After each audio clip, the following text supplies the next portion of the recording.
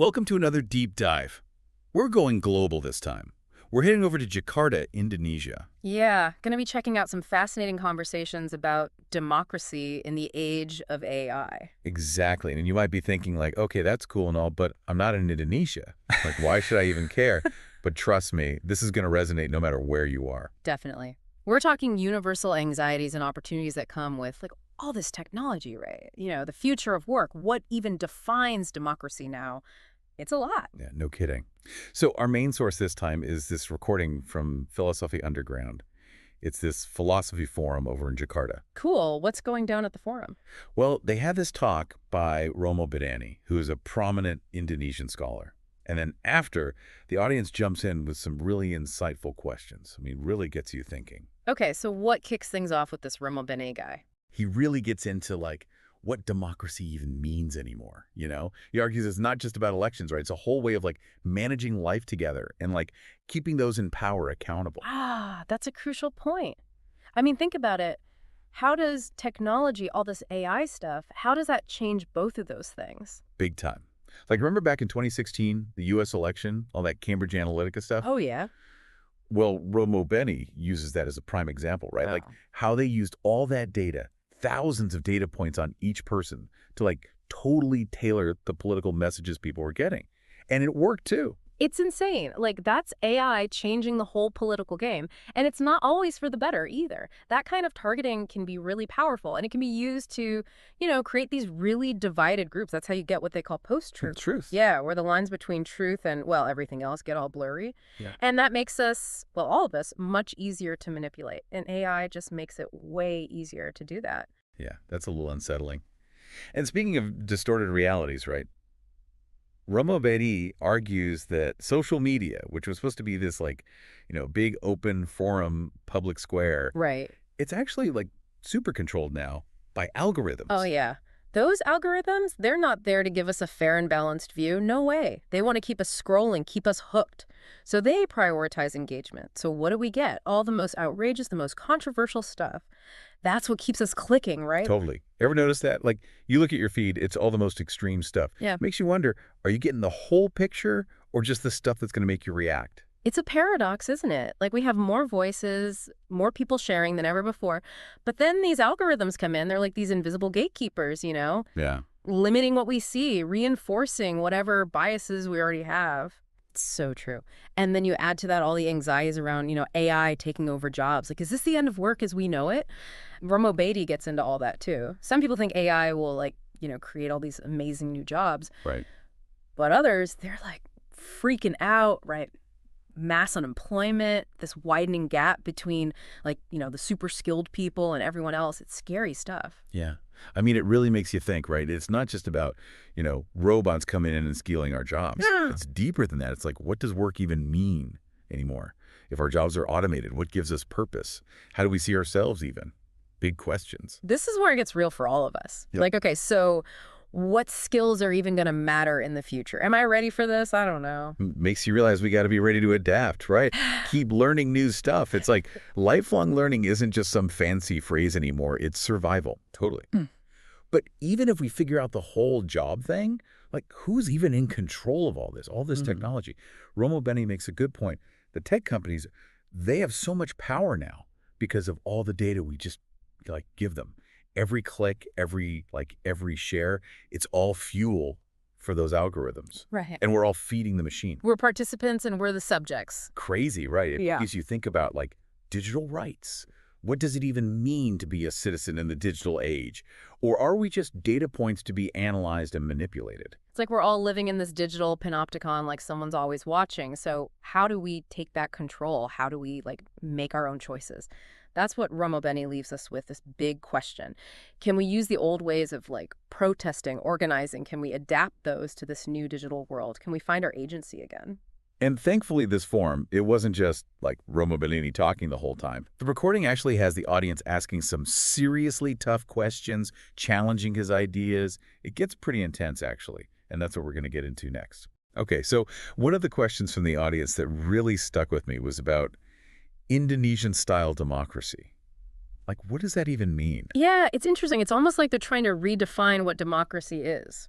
Exactly. And it makes you wonder, who gets to decide that? Yeah. What real democracy is. Right.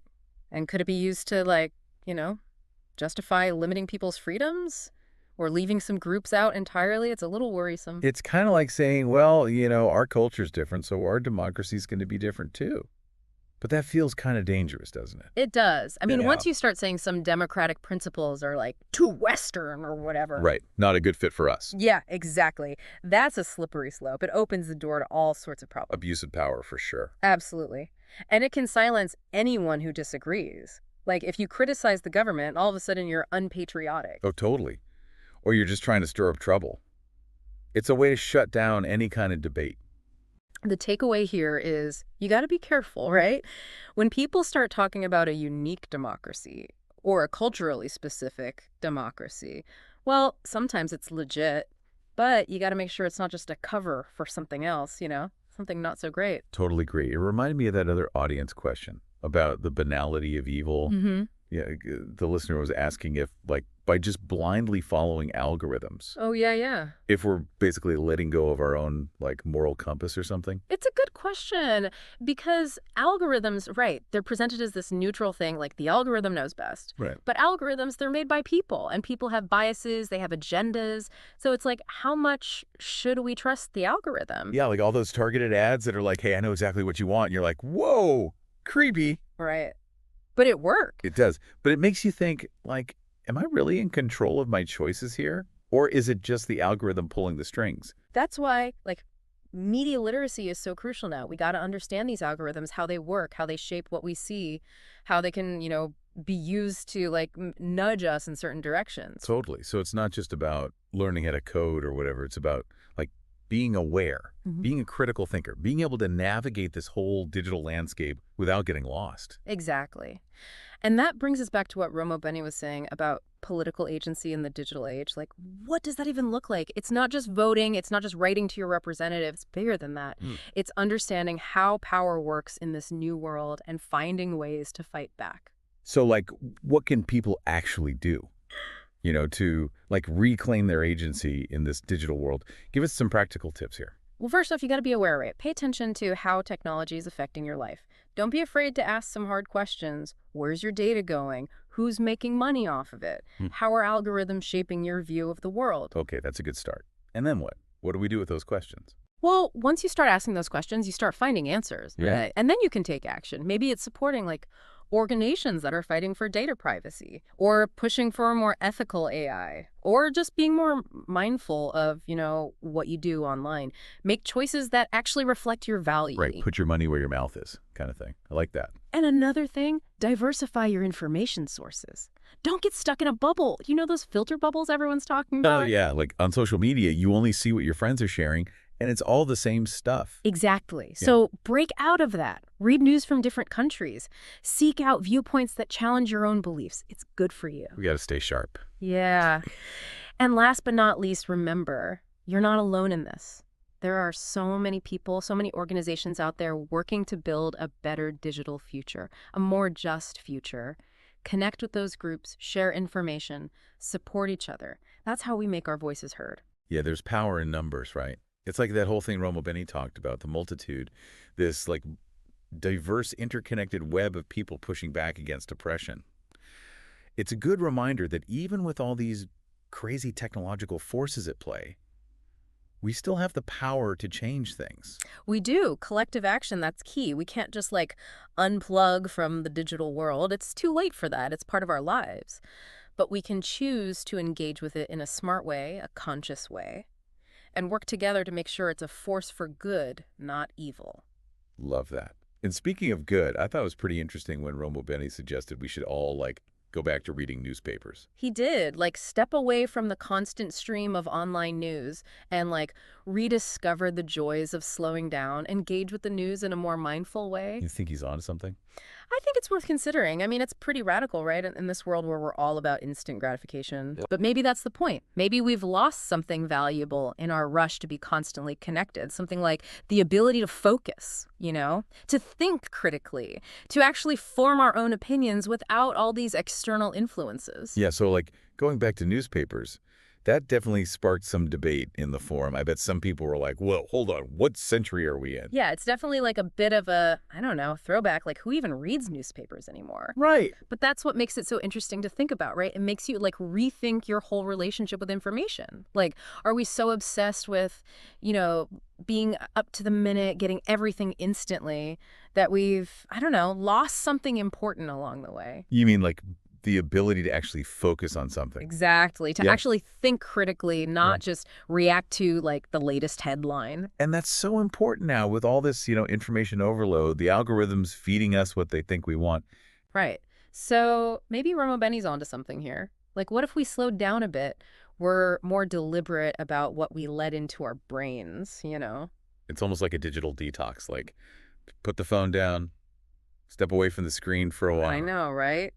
Sounds crazy these days. It does.